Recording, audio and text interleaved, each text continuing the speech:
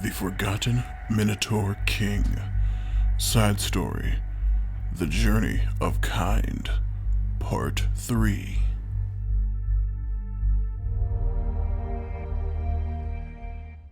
The ride out of Alazan in the company of the Holy Sukyo Knights was a much welcome reprieve for kind Leoman. The narrow escape from the halfling thugs had taken a lot out of him.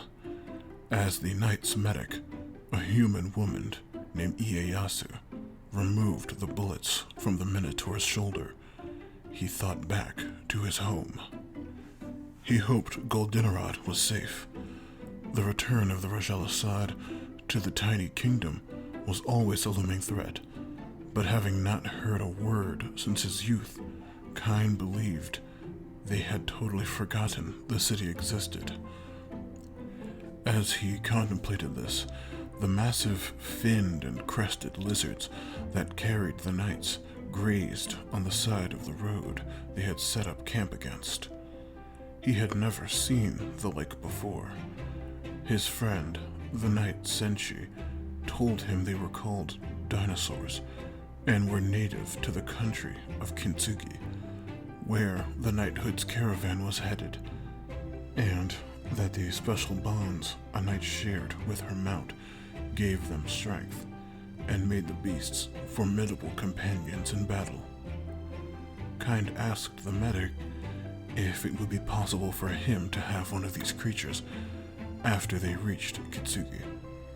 His sudden escape had lost him his woolly rhino mount, and these dinosaurs looked more than capable of escorting him further and back to Goldenrod. Ieyasu kindly but firmly explained that the beasts were sacred to the knight's sisters, and they had them since birth, so parting wasn't an option. But if they found stables, they would be happy to help him procure safe travel. With that thought now past, Kind went back to the halflings that attacked them. The repeater gun-wielding skeletons that aided them. He saw no verbal or somatic gestures used to call them.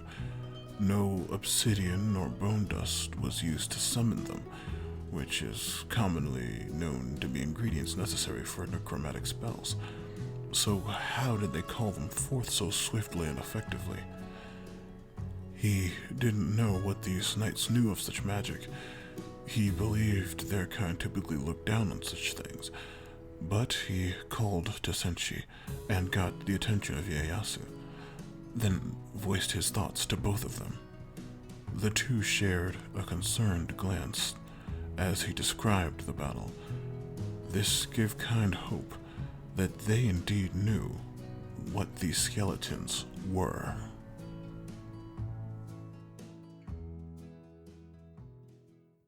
Senshi told Kind that the reflective light and quick summoning ability he described was a known and growing threat. Rumors out of the Marshan countryside they bordered spoke of a being granting necromantic power to the magicless. Kind perked up at this explanation. He hadn't grew up under the pious gaze of a theocracy, nor the evil thumb of a sorcerous dictator, the golden power of Mindus not truly counting in his mind, so his opinion on necromancy was always quite neutral.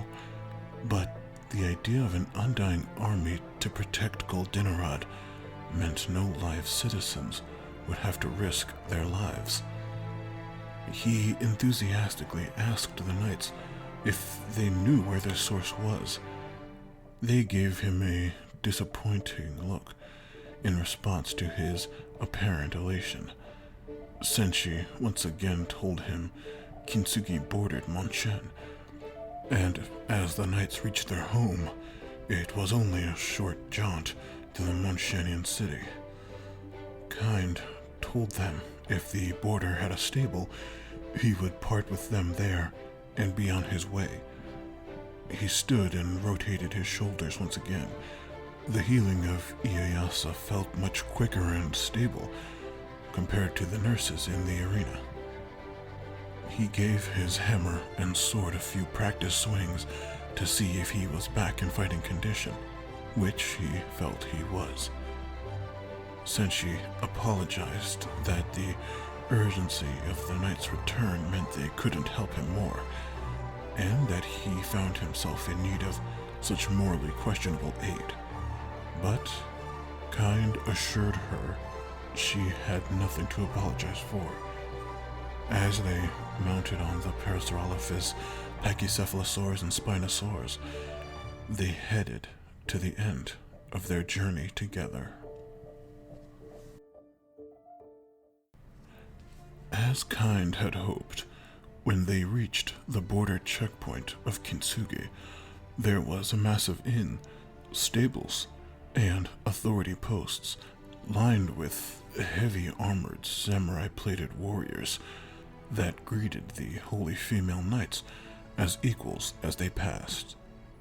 When the massive Minotaur frame of Kind dismounted, some reached for their katana hilts, while others just side-eyed him from behind their Oni-like masks.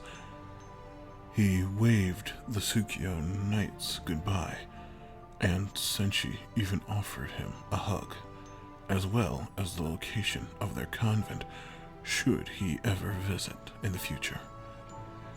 Kind made his way to the stables.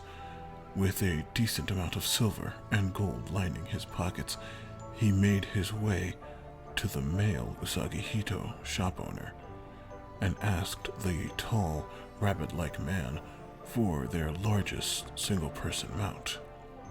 The stable master hopped around the corner and came back around with an enormous, fuzzy, haunched-back bovine.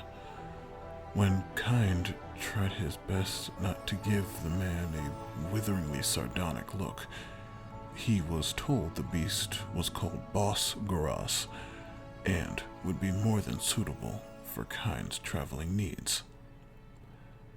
Handing over a few gold for the mount, he had no intention to return. He hopped on Boss Goras, letting out a long bray that the bovine mount matched, and headed to the nearest authority figure to get directions to the nearest Monshan city. The first person he spotted was a samurai with his back to Kind, who was seemingly chastising a subordinate.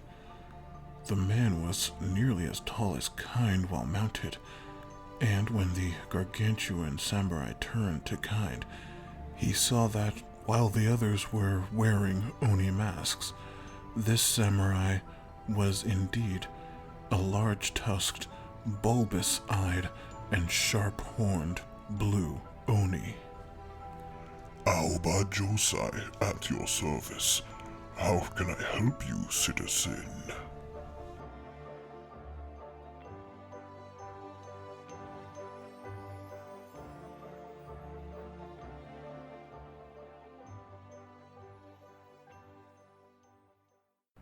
Hi, my name is Matthew Lewis, and I do the voice of Kaisel Bakshi along with all the additional voices in The Forgotten Minotaur King. I hope you enjoy the podcast and continue to listen into the future. If you want to support my content, please donate to my Patreon, Matthew Lewis Podcasts. Subscribe to my YouTube channel, Matthew Lewis Podcasts, all one word. Follow me on Twitter at Matthew Lewis P. Or leave a positive maximum star review on your podcast app of choice. If you found this podcast, I assume you're familiar enough with the genre to know how important reviews are to the survival of a channel. And I hope you recommend this to your friends. Or if you didn't like it, you could recommend it to your enemies, and I'll teach them a lesson. Keep it sleazy, folks, and thank you.